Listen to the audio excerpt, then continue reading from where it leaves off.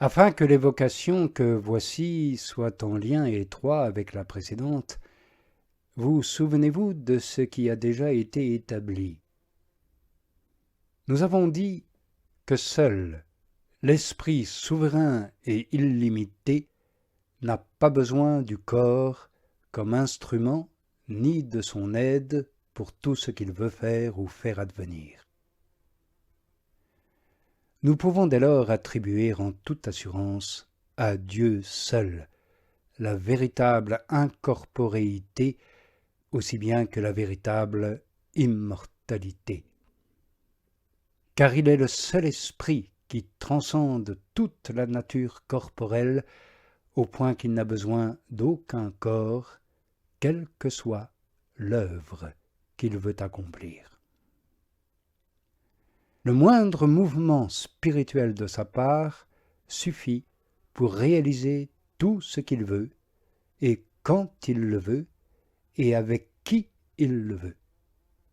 Il n'y a donc que Sa Majesté qui peut se passer de l'aide d'un instrument corporel, tant pour elle-même que pour autrui.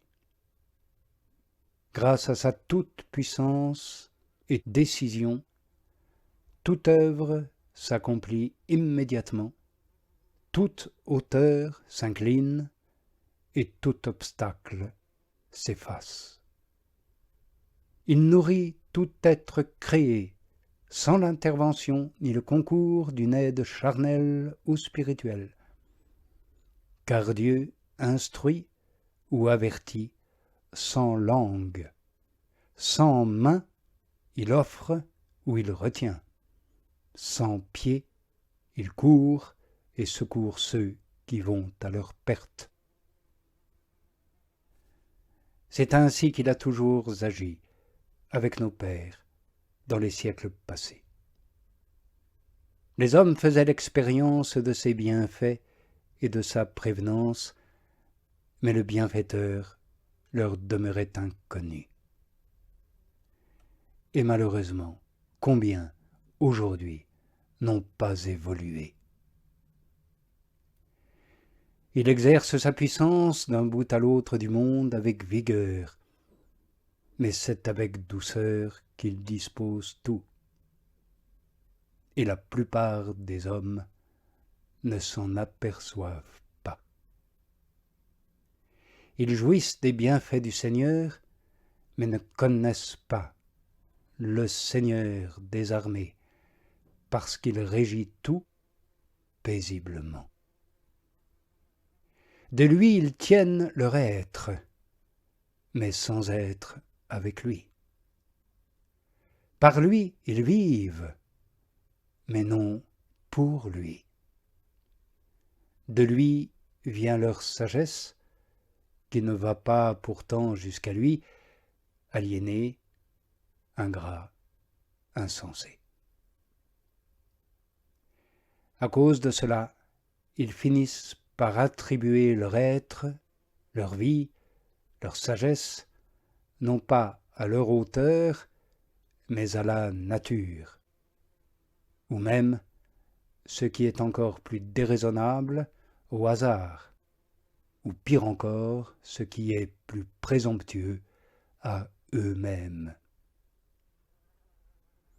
Ainsi nombre d'hommes attribuent aussi nombre de réalités à leur propre habileté ou leur vertu propre. Que d'hommages usurpés par des esprits imposteurs. Combien d'honneurs furent rendus au soleil, à la lune, à la terre, aux eaux. Combien aussi aux ouvrages des mortels, produits de leurs mains, de leur technique, de leur industrie. On rend les honneurs divins aux herbes, aux arbres, aux semences les plus insignifiantes et les plus ordinaires. Hélas, c'est ainsi que les hommes perdent leur gloire véritable et les changent pour l'image d'un veau brouteur de foin. Et Dieu, prenant en pitié nos errances, dans sa complaisance sortit de la montagne sombre aux fourrés épais, il planta sa tente en plein soleil, et à ceux qui ne goûtent que la chair, il offre sa propre chair pour leur apprendre, à travers elle, à goûter aussi l'esprit.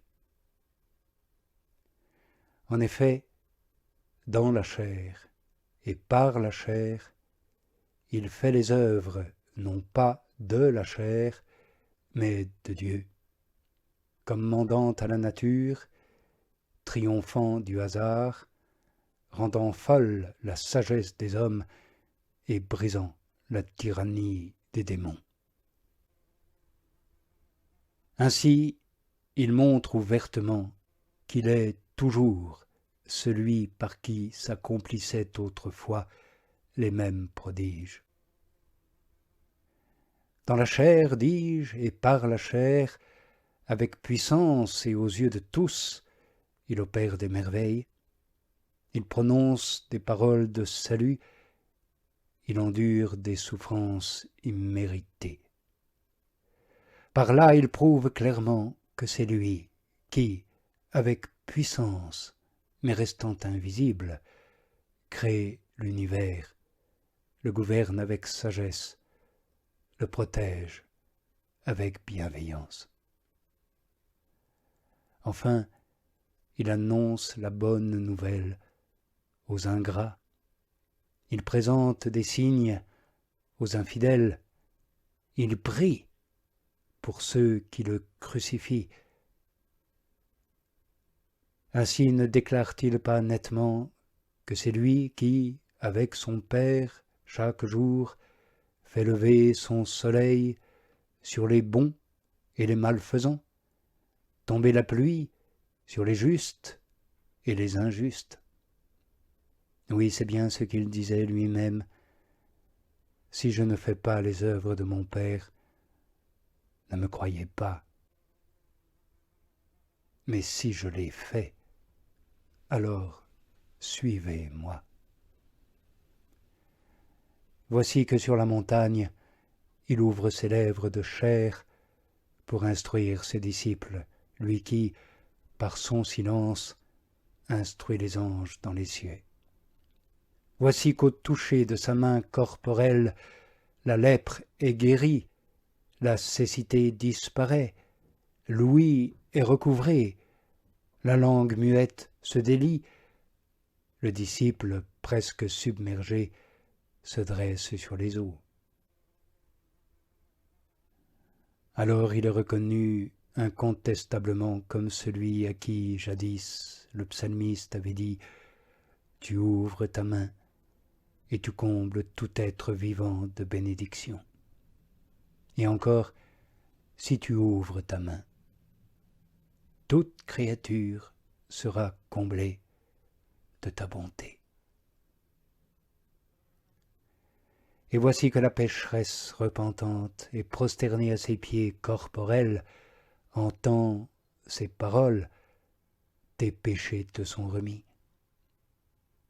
Et elle reconnaît celui dont il avait été écrit bien des siècles auparavant, le Satan s'enfuira devant ses pieds. Car là où le péché est remis, sans aucun doute, l'esprit du mal, ennemi de l'homme, est expulsé du cœur du pécheur.